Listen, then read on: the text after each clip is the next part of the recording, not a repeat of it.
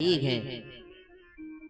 और वही कन्या जब 20 वर्ष की हो जाती है तो सुंदर वर देख करके पिता उस कन्या का विवाह कर देता है,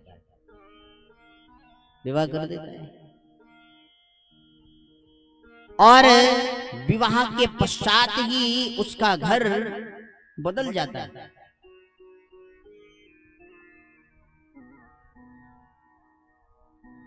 और कल तक जिसे अपना घर कहती थी वही पराया हो जाता है।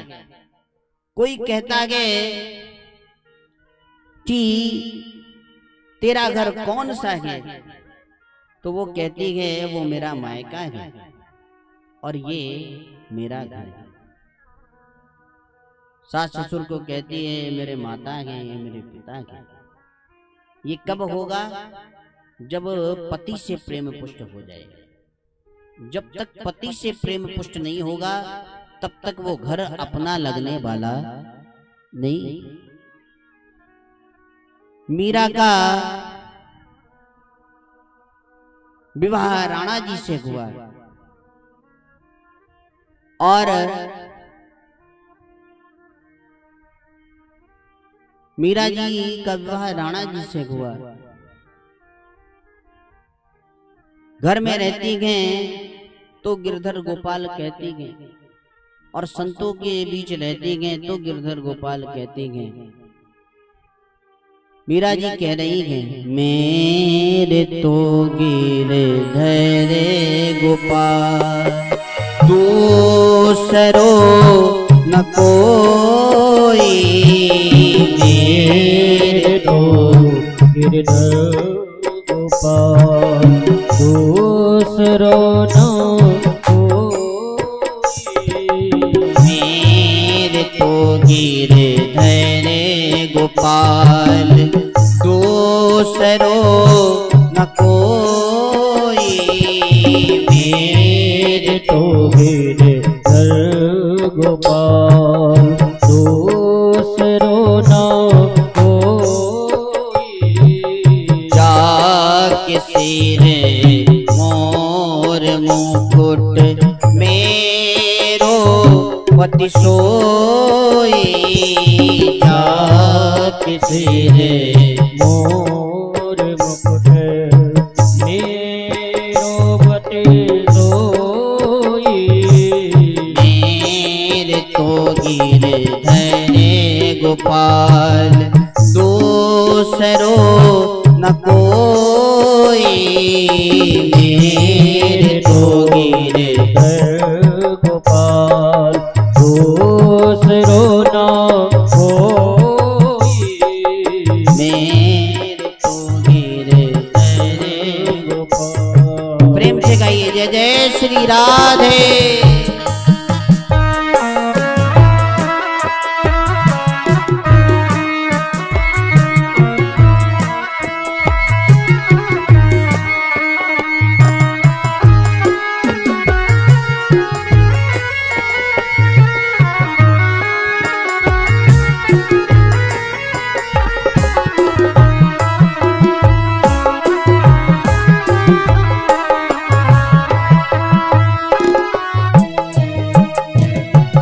तात मात भ्रात बंधु आपनो न कोई, तात मात भ्रात बंधु आपनो न कोई। इस संसार में कोई किसी का नहीं है।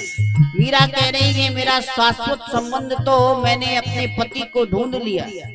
तात मात भ्रात बंधु आपनो न कोई, तात मात भ्रात बंधु आपनो न कोई।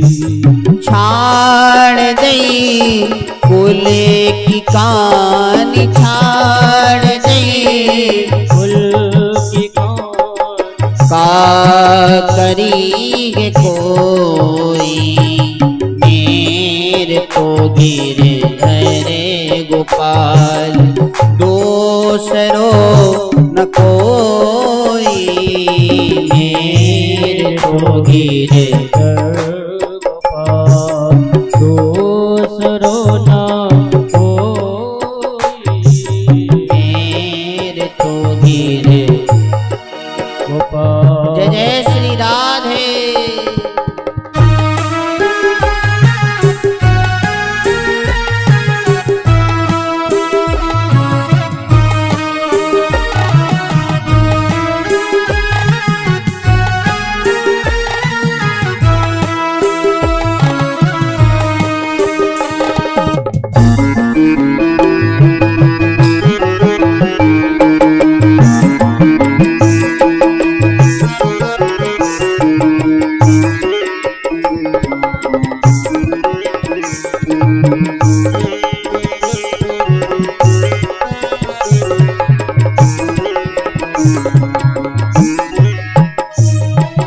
संतन ढींगे बैठ बैठ, लोक लाज खोई,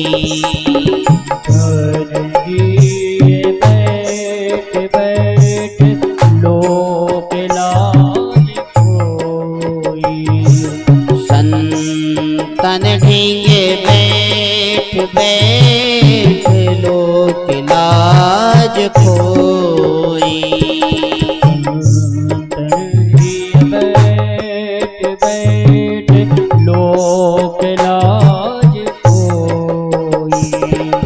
अब तो बेल फैल गई, अब तो बेल फैल गई, अब तो बेल फैल गई, अब तो बेल फैल गई, आनंद फल होई, मेरे तो गिरधर गोपाल, दूसरो न कोई, मेरे तो गिरधर गोपाल, दूसरो न कोई, मेरे तो गिरधर गोपाल, दूसरो न कोई, मेरे तो गिरधर गोपाल, दूसरो न कोई, मेरे तो गिरधर गोपाल, दूसरो न कोई, मेरे तो गिरधर गोपाल, दूसरो न कोई, मेरे तो गिरधर गोपाल, दूसरो न कोई, मेरे तो गिरधर गोपाल, दूसरो न कोई, जाके सिर मोर मुकुट मेरो पति सोई, जाके सिर मोर मुकुट सोई, मेरे तो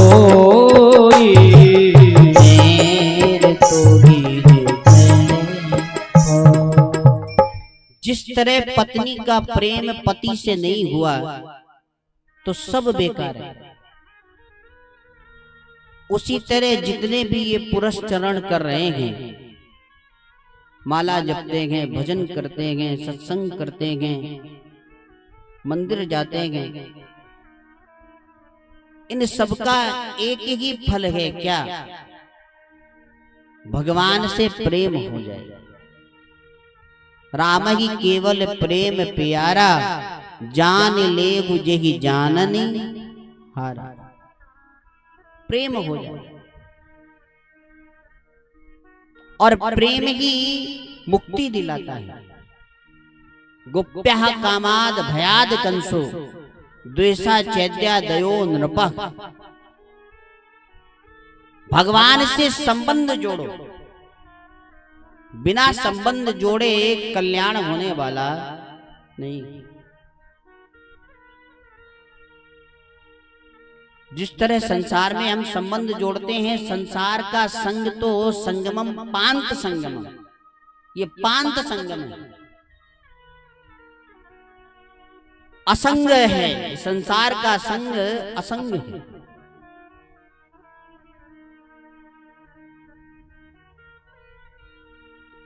पांत संगम,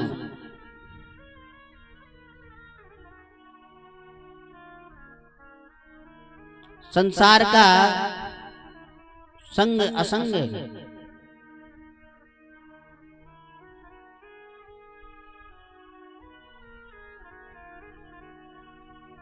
प्रभु से प्रेम करो।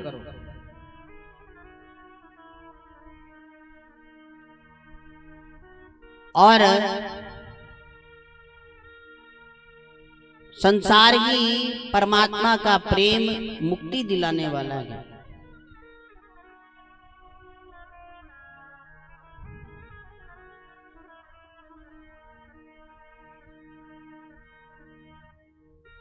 संसार से संग करोगे तो ये संसार में बांध देगा, और परमात्मा से प्रेम करोगे तो परमात्मा ये संसार बंधन ही छुटा देगा।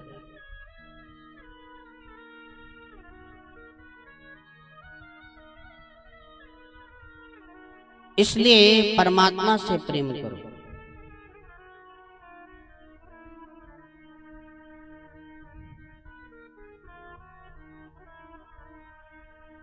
संसार ग्रहांत कूप है।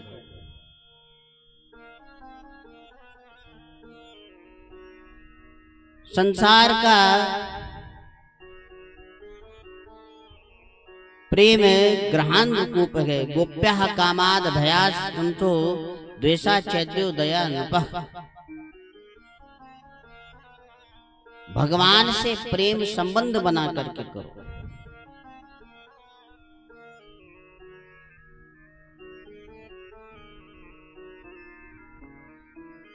भगवान से संबंध जुड़ जाए तो यही मुक्ति का कारण हो जाए।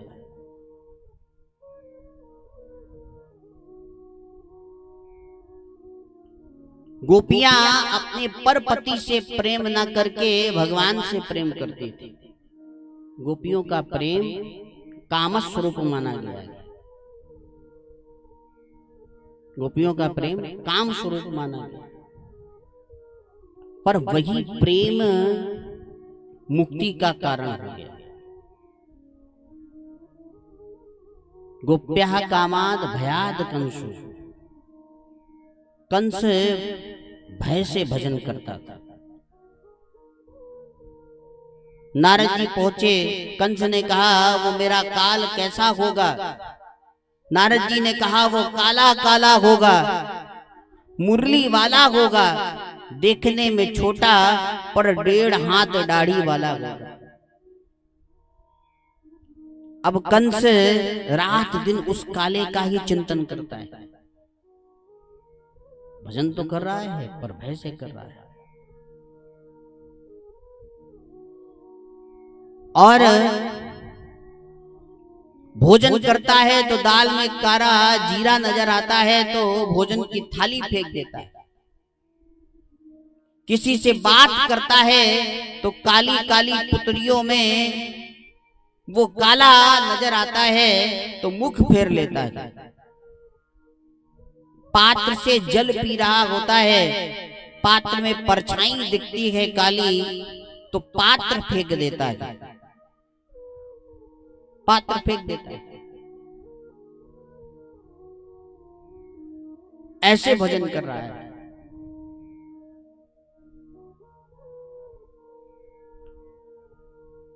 द्वेषा चैद्या दयो नृपः।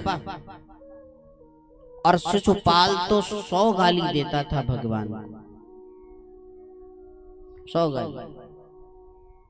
भोजन करने से पहले जब शिशुपाल से विवाह रुक्मणी जी का नहीं हुआ, जिस डोली में रुक्मणी को विदा करके ले जाने वाला था,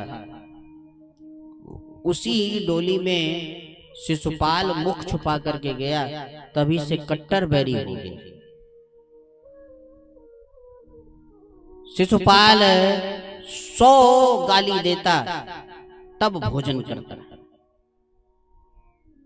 एक दिन गाली देना ही भूल गया, भोजन करने जा रहा था और जैसे कौरा तोड़ा, जैसे मुख में डाला तो याद आ गया, ओहो उस छलिया द्वारकाधीश को गाली नहीं दी, भोजन की थाली किनारे करी, पहले 100 गालियां दी फिर भोजन किया। ये भी तो एक भजन है, ये भी भजन है। एक बार दैत्यों ने, राक्षसों ने कहा आपको आना तो हमारी वजह से पड़ता है। एक बार दैत्यों ने कहा, राक्षसों ने कहा आप हमारी वजह से आते हैं इस धराधाम में। रावण ने हाहाकार मचाया तो आप राम बन करके आए, कृष्ण ने हाहाकार मचाया तो आप, कंस ने हाहाकार मचाया तो आप कृष्ण बन करके आए। तो आपको आना तो हमारी वजह से ही पड़ता है, आप हमारी वजह से ही आते हैं। तो इसका फल भी हमें कुछ मिलना चाहिए। भगवान ने कहा क्या चाहते हो? दैत्यों ने कहा भाई मेरा भी कल्याण होना चाहिए। भगवान ने कहा अपना कल्याण चाहते हो तो मेरा भजन करो। दैत्यों ने कहा भजन ही करने लगे तो दैत्य किस मतलब के? होए भजन नहीं तामस देहा, ये हमारा भजन आपसे नहीं हो पाएगा। तो भगवान ने कहा क्या कर सकते हो? बोले जैसे हमारी प्रवृत्ति है, आसुरी प्रवृत्ति है, तद अनुसार हम आपसे संबंध जोड़ सकते हैं। राक्षसों ने कहा हम आपको गाली दे सकते हैं, हम आपसे युद्ध कर सकते हैं, पर भजन नहीं कर सकते। भगवान ने कहा तथास्तु। और जो पद बड़े बड़े संत महात्मा विमलात्मा समाधिस्थ होकर के भगवान का निरंतर चिंतन करते हैं, समाधिस्थ होकर के उस पद नख चंद्रिका का ध्यान करते हैं, बड़ा जतन करते हैं, तब भगवान का पद प्राप्त होता है। और भगवान क्या करते हैं? राक्षसों को एक ही बाण मार करके अपना पद प्रदान कर देते। एक ही बाण प्राण हर लीना, दीन जान कर निज पद दीना। एक ही बाण में अपना पद प्रदान कर देते। तो भगवान से संबंध जोड़ो, बिना संबंध के कल्याण होने वाला नहीं। भगवान को अपना मित्र बना लो,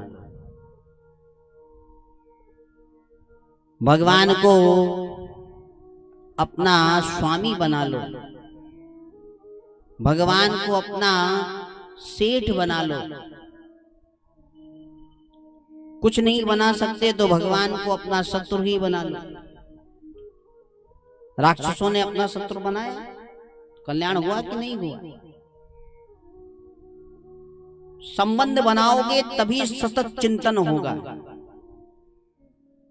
जिसके घर में लड्डू गोपाल होते हैं, जिनके यहाँ सेवा होती है, तो हमें ये प्रातःकाल चिंता बनी रहती है कि आज ठाकुर जी को क्या भोजन बना करके पवाया जाए, आज कौन सा वस्त्र पहनाया जाए।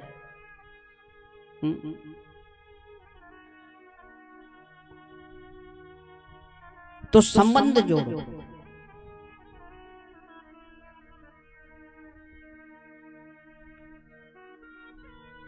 भक्तमाल में कथा आती है, त्रिलोक चंद्र जी महाराज और ज्ञानदेव जी महाराज। त्रिलोक चंद्र जी गृहस्थ थे। एक बार अपने गुरु जी के पास पहुंचे और उन्होंने कहा कि भगवान कैसे मिलेंगे। गृहस्थ आश्रम में तो बड़ी विडंबनाएं हैं। भगवान कैसे मिलेंगे? बोले द्वार पर जो आवे उसे नारायण समझ करके उसका स्वागत करो, पूजन यजन करो, भगवान अवश्य ही एक दिन घर आ जाएंगे। द्वार पर जो आवे उसका नारायण समझ करके सम्मान करो, अवश्य ही भगवान कल्याण करेंगे।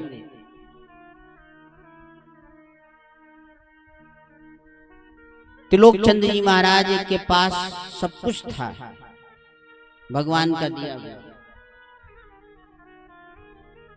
और द्वार पर जो आता, जो संत आते, त्रिलोक चंद्र जी महाराज उसे नारायण समझ करके पूजन अर्चन करते, नारायण समझ करके पूजन अर्चन करते। अब संतों को जब पता चला कि संत की बड़ी सेवा होती है, त्रिलोक चंद्र जी महाराज बड़ी सेवा करते हैं, तो संतों की संख्या बढ़ने लगी। दिन रात संत द्वार पर आने लगे। त्रिलोक चंद्र जी महाराज जो भी संत द्वार पर आते उसे नारायण समझ करके पूजते, नारायण समझ करके अभिवादन करते, वंदन करते, और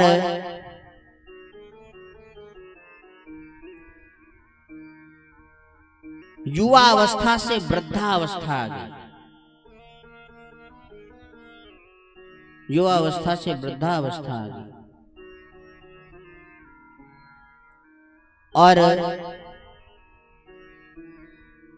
एक रात्रि में त्रिलोक चंद्र जी महाराज अपनी पत्नी से कह रहे थे, देवी संतों की सेवा करने में आनंद तो बहुत आ रहा है, पर अब शरीर साथ नहीं देता। कोई सेवक मिल जाता तो ये सेवा अनवरत चलती रहती। कोई सेवक मिल जाए जिसे संतों की सेवा करने में आनंद आता हो।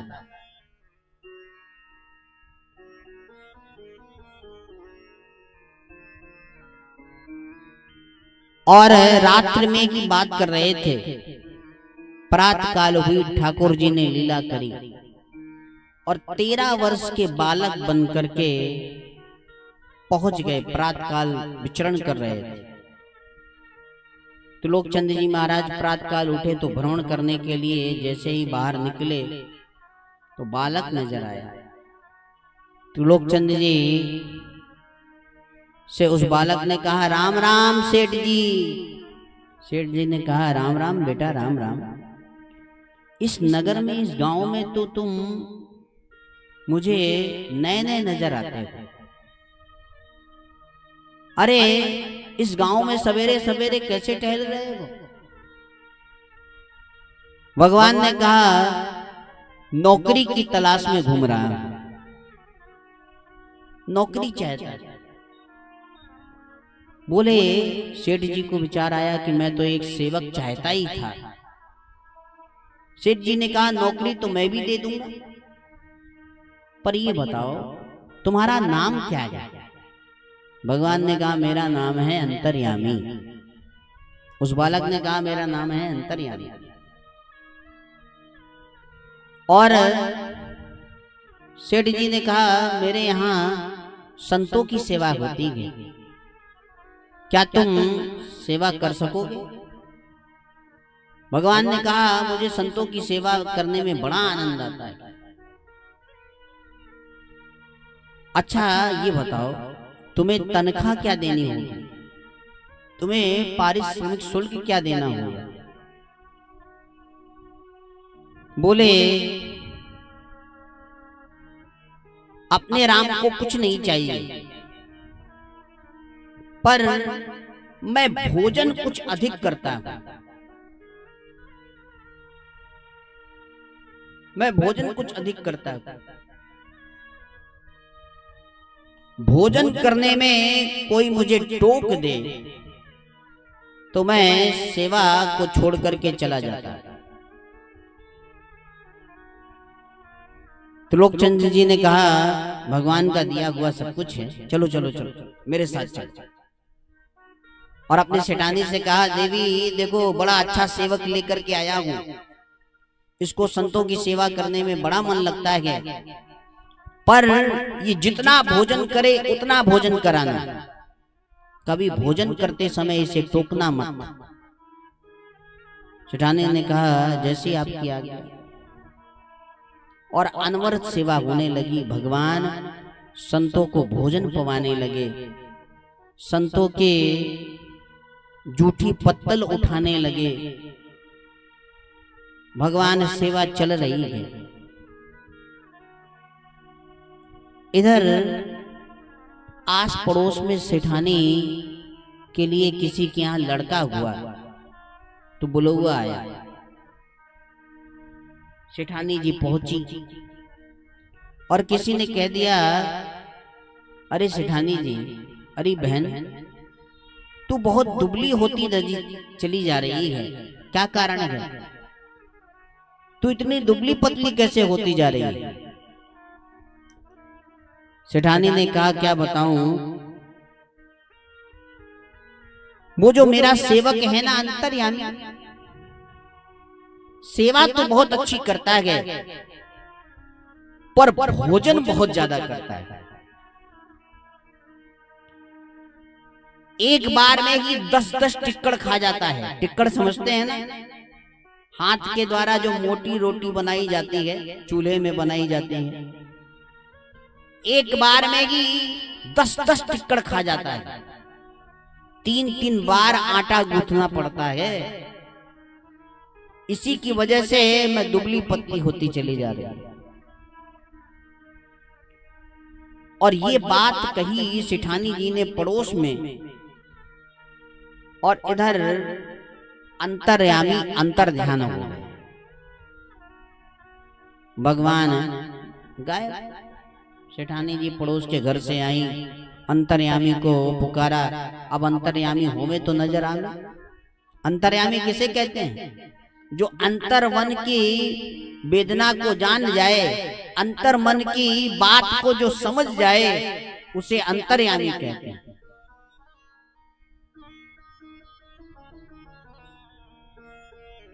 और इधर शाम को सेठ जी आए। सेठ जी जब तक अपने हाथ से अंतर्यामी को नहीं खिलाते तब तक उनका भोजन करने में आनंद ही नहीं आता। सेठ जी ने कहा, आवाज लगाई, अंतर्यामी। अब अंतर्यामी होवे तो नजर आना। सेठानी से कहा अंतर्यामी कहाँ गया? बोले मैं तो पड़ोस में बुलौआ में गई थी और अंतर्यामी यहीं पे था। जब वहां से लौट करके आई तो मुझे भी अंतर्यामी नजर नहीं आया। अब पूरे घर को छान मारा, अंतर्यामी नजर नहीं आए। पूरे गांव को छान मारा पर अंतर्यामी कहीं नजर नहीं आए। थक हार करके सेठ जी आए, अंतर्यामी के लिए पूछा सेठानी से कि ये बताओ तुमने तो उसको कुछ नहीं कहा। सेठानी ने कहा मैंने तो कुछ नहीं कहा, मैंने तो उससे कुछ कहा ही नहीं। कहीं भोजन कराते समय उसे टोका तो नहीं, भोजन कम तो नहीं दे दिया? बोले मैंने तो नहीं किया, पर याद आया ओहो मैं पड़ोसन के यहाँ गई थी, किसी बहन ने कहा तो इतनी दुबली पतली क्यों होती जा रही है। मैंने कह दिया कि अंतर्यामी सेवा तो बहुत करता है पर भोजन अधिक करता है।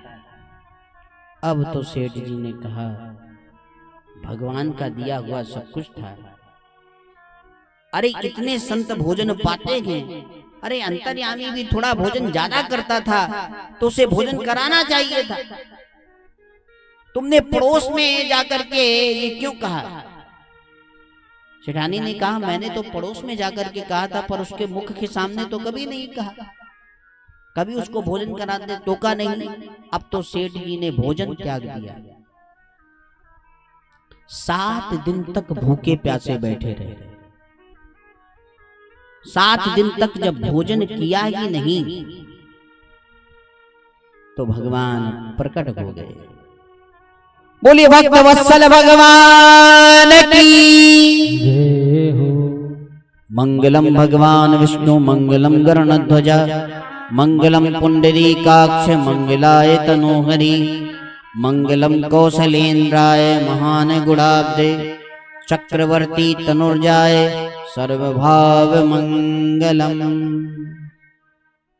भगवान प्रकट हो गए और भगवान जब प्रकट हुए तो त्रिलोकचंद्र ने साष्टांग प्रणाम किया और भगवान ने कहा त्रिलोकचंद्र भोजन पाओ। मैं तुम्हारे यहाँ संतों की सेवा होती थी, इसलिए मैं भी संतों का बड़ा प्रिय हूँ। मैं संतन को दास, संत मेरे मुकुट मणि। मैं संतों का दास हूँ और संत मेरे मुकुट मणि हैं।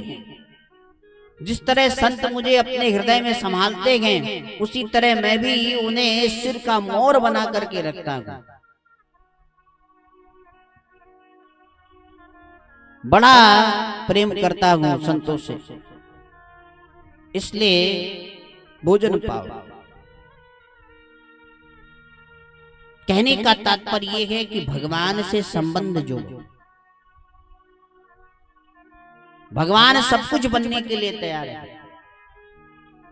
द्रौपदी ने अपना भाई बनाया तो कौरवों की कुचित सभा में द्रौपदी की जब लाज जा रही थी तो भगवान दौड़े चले आए। भगवान आए थे? बोले भगवान नहीं आए। साड़ी विच नारी है कि नारी विच साड़ी है, साड़ी ही की नारी है कि नारी ही की साड़ी है। भगवान वस्त्रा रूप लेकर के आए।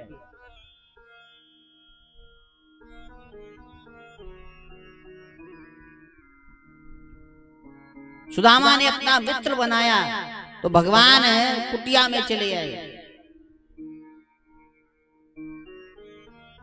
विदुरानी के यहाँ केले के छिलके पाए, सबरी के जूठे बेर पाए। कब? जब संबंध जोड़ा तब।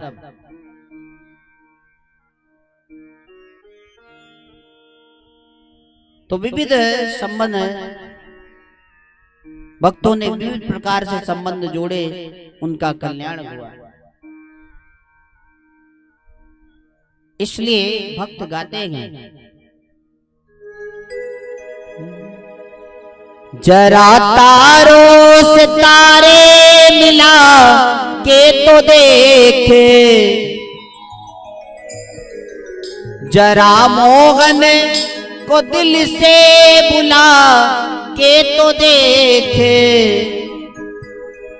प्रभु खिंचे हुए बंधे हुए चले आएंगे, प्रभु खिंचे हुए बंधे हुए चले आएंगे, प्रभु खिंचे हुए बंधे हुए चले आएंगे, प्रभु खिंचे हुए बंधे हुए चले आएंगे। जरा हाथों से ताली बजा के तो देख, जरा हाथों से ताली बजा कर तो देख, जरा मोहन को दिल से बुला के तो देख, जरा मोहन को दिल से बुला कर तो देख। प्रभु खिंचे हुए बंधे हुए चले आएंगे, प्रभु खिंचे हुए बंधे हुए चले आएंगे। तो हाथ उठा करके ताले लगाए, जय जय श्री राधे।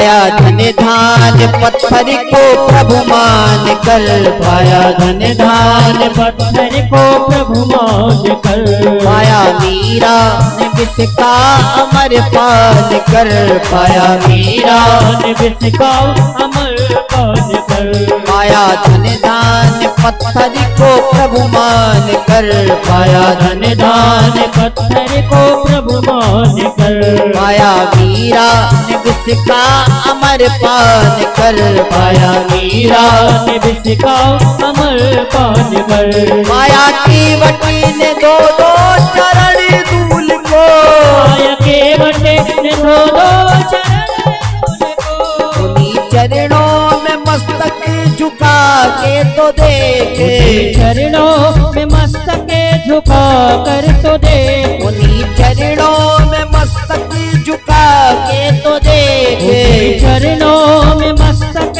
झुका कर तो देख, प्रभु खिंचे हुए बंधे हुए चले आएंगे, प्रभु खिंचे हुए बंधे हुए चले आएंगे, प्रभु खिंचे हुए बंधे हुए चले आएंगे, प्रभु खिंचे हुए बंधे हुए चले आएंगे। तालियां लगा करके गाएं जय जय श्री राधे।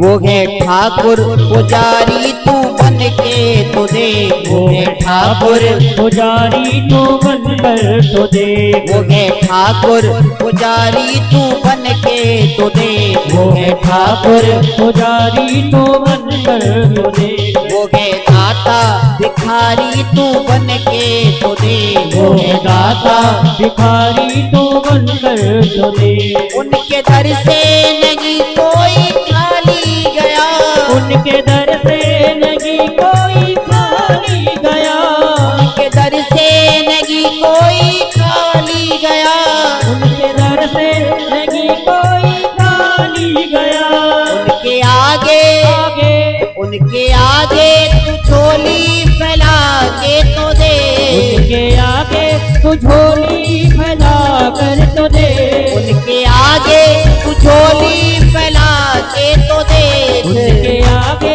तू झोली फैला कर तो दे, प्रभु खिंचे हुए बंधे हुए चले आएंगे, प्रभु खिंचे हुए बंधे हुए चले आएंगे, प्रभु खिंचे हुए बंधे हुए चले आएंगे, प्रभु खिंचे हुए बंधे हुए चले आएंगे, जरा तारों से तारे मिला के तो दे, जरा तारों से तारे मिला कर तो दे, जरा मोगन को दिल से बुला के तो दे, जरा मोगन को दिल से बुला कर तो दे, प्रभु खिंचे हुए बंधे हुए चले आएंगे, प्रभु खिंचे हुए बंधे हुए चले आएंगे, प्रभु खिंचे हुए बंधे हुए चले आएंगे, प्रभु खिंचे हुए बंधे हुए चले आएंगे, प्रभु खिंचे हुए बंधे हुए चले आएंगे, प्रभु खिंचे हुए बंधे हुए चले आएंगे, प्रभु खिंचे हुए बंधे हुए चले आएंगे,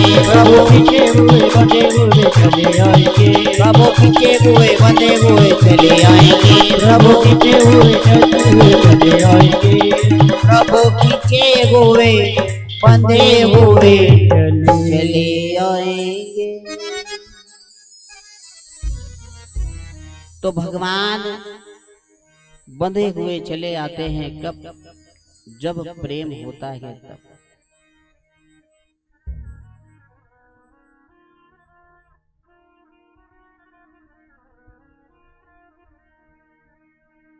मत्स्य अवतार लेकर के सतव्रत का प्रलय पर्यंत तक प्राणों की रक्षा करी। नवम स्कंद में 24 अध्याय है। 12 अध्याय में सूर्यवंश की कथा आती है और 12 अध्याय में चंद्रवंश की कथा आती है। सूर्यवंश पूज्यपाद बाबा गोस्वामी तुलसीदास जी ने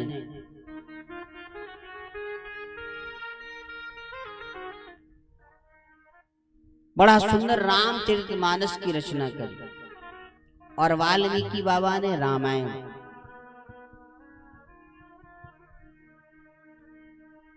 किसी ने बाबा तुलसी जी से पूछ दिया कि वाल्मीकि जी ने अपने ग्रंथ का नाम रामायण रखा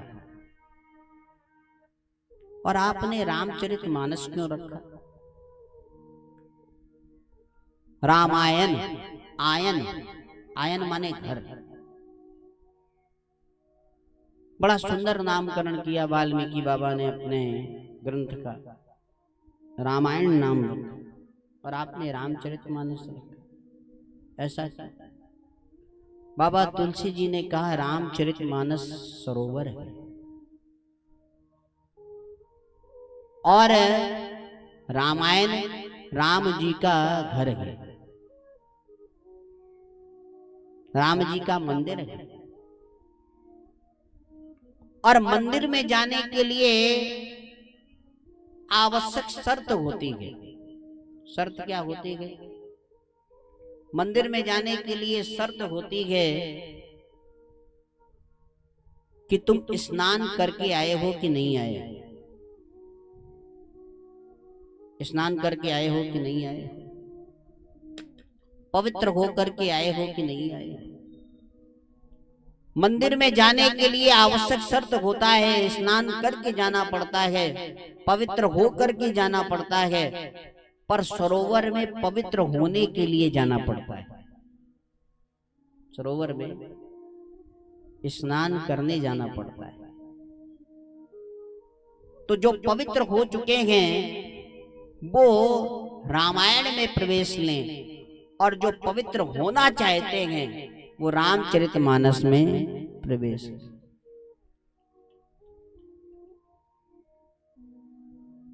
जो पवित्र होना चाहते हैं वो रामचरितमानस में प्रवेश।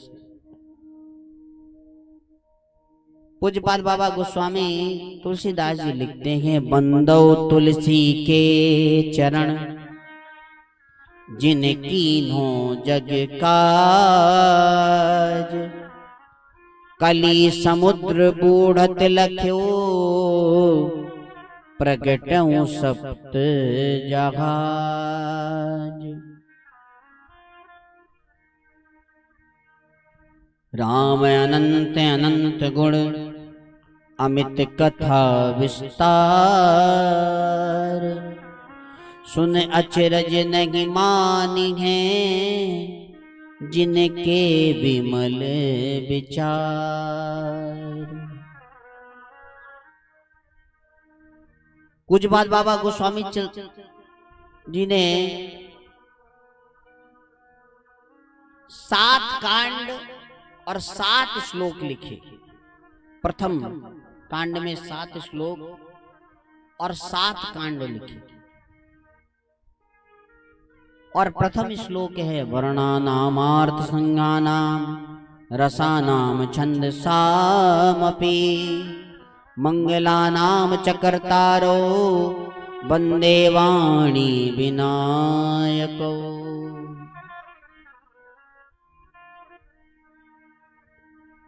प्रथम श्लोक में ही ब्रह्मसूत्र वकार का प्रयोग किया, वाह अक्षर का प्रयोग किया। और जहां रामचरितमानस का विराम होता है वहां पर भी नो मानवा, वहां पर भी ब्रह्म बीज वकार का उल्लेख किया।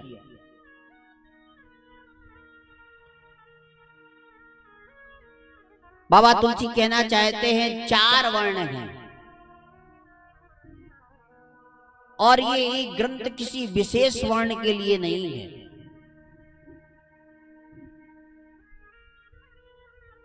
ब्राह्मण ये सोचें कि भगवान ब्रह्मण्य हैं, भगवान ब्राह्मणों के अधीन रहते हैं, ब्राह्मणों के वश में रहते हैं, तो ना ये वर्ण विशेष ग्रंथ नहीं है। क्षत्रिय ये सोचें कि मेरे कुल में अवतार लिया है तो ये मेरे लिए ग्रंथ बाबा ने रचना करी है, तो ना वैसे ये सोचें कि अधिक से अधिक जहाँ यज्ञ होता है वहां हम दान देते हैं तो मेरे लिए बाबा ने ये रचना करी है, तो ना। और शूद्र ये सोचें कि हम सेवा करते रहते हैं तो बाबा ने मेरे लिए ये ग्रंथ की रचना करी है, तो नहीं, ये वर्ण विशेष नहीं है। जो पावे वही इसका स्वाध्याय कर सकते हैं। वेद के लिए तो स्वाध्याय करने के लिए वर्ण बताया गया है। वेद का स्वाध्याय केवल ब्राह्मण ही कर सकता है, पर रामचरितमानस सबके लिए, जो पावे वही इस रामचरितमानस का अध्ययन कर सकता है। 7 कांड ही क्यों लिखे, तो 7 द्वीप हैं। भगवान कहना चाहते हैं 7 द्वीपों में रामचरितमानस की कथा का विस्तार हो, इसलिए 7 कांड लिखे। एक संत कहते हैं ना भगवान राम की राशि 7वीं है, तुला। मेष वृष मिथुन कर्क सिंह कन्या तुला, इसलिए 7 कांड और 7 श्लोक लिखे। बोले ना संगीत के 7 सुर हैं, इसलिए 7 कांड और 7 श्लोक लिखे। रामचरितमानस की चौपाई, सोरठा, छंद, दोहा किसी सुर में भी गाइए, आप रामचरितमानस की कथा को गा सकते हैं। और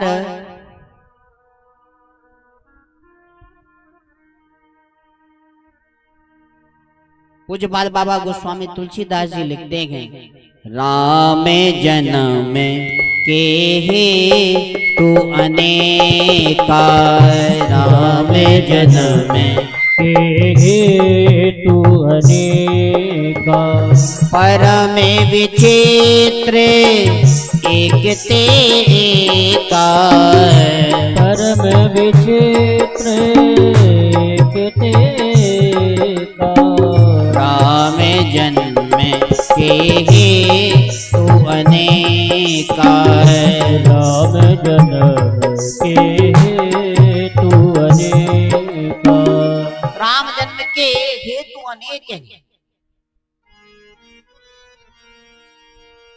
राम जन्म के कारण अनेक हैं। सनक सनंदन ने, सनत कुमार, सनक सनंदन, सनातन, सनत कुमार, चारों भाइयों ने एक बार सदैव बैकुंठ पहुंच गए और नित्य पार्षदों ने रोका। पार्षदों ने रोका तो टेढ़ी भ्रुकुटी मात्र करने से जय विजय द्वारपाल नीचे धराधाम में आ गए और उन्हीं का कल्याण करने के लिए वही जय विजय त्रेता में हिरणाक्ष हिरण्यकश्यपु बन करके आए। भगवान ने 12 अवतार लिया, हिरणाक्ष का वध करके उसका उद्धार किया। हिरण्यकश्यपु के लिए नरसिंह अवतार लिया। त्रेता में वही रावण और कुंभकर्ण बन करके आए तो भगवान ने राम अवतार लिया। और द्वापर में वही शिशुपाल दंत वक्र बन करके आए तो भगवान ने कृष्ण अवतार लिया। एक बार नारद जी को मोह हो गया, विश्व मोहिनी से विवाह करना चाहते थे। नारद जी पहुंचे नारायण प्रभु जी के पास, नारायण नारायण करते पहुंचे और कहा मुझे अपना हरि स्वरूप दे दीजिए।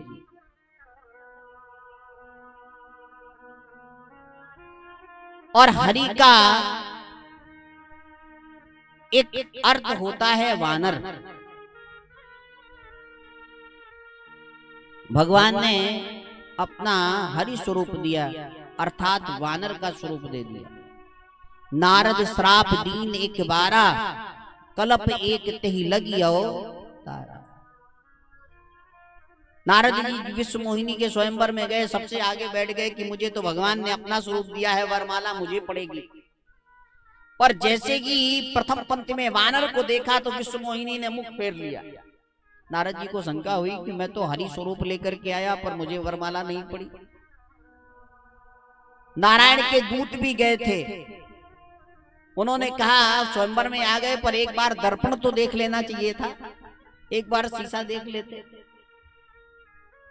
और उसी स्वयंवर में नारायण विष्णु रूप लेकर के आए और विश्व मोहिनी ने विष्णु के गले में वरमाला डाली।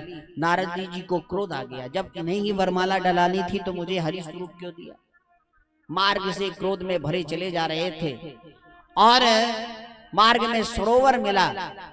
सरोवर में जल प्यास लगी तो जल पीने लगे, और जो ही सरोवर से जल पीने लगे तो मुख को जल में देखा तो वानर। अब तो और तुम मिला गया। नारद जी सीधे बैकुंठ में गए और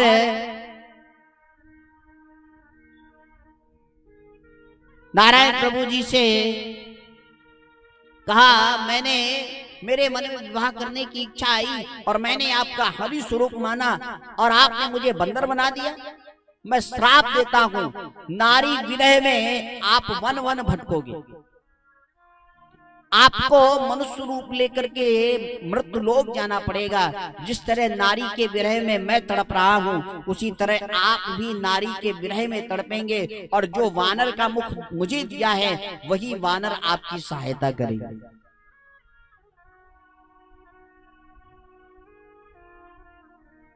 और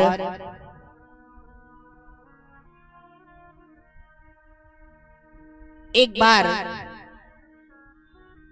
जलंधर राम का राक्षस एक कल्पसुर देख दुखारे, समर जलंधर सन सब हारे।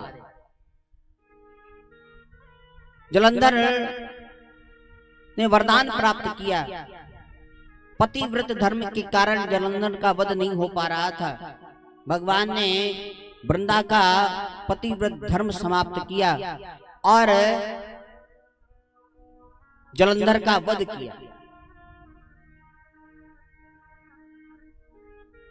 तो भगवान के अवतार के विविध कारण हैं। नवम अध्याय में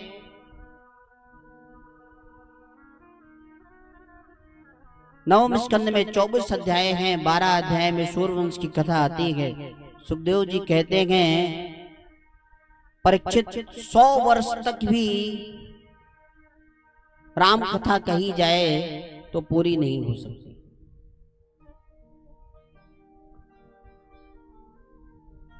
न शक्यते विस्तर्तुम वक्तुम वर्ष शतेरपि।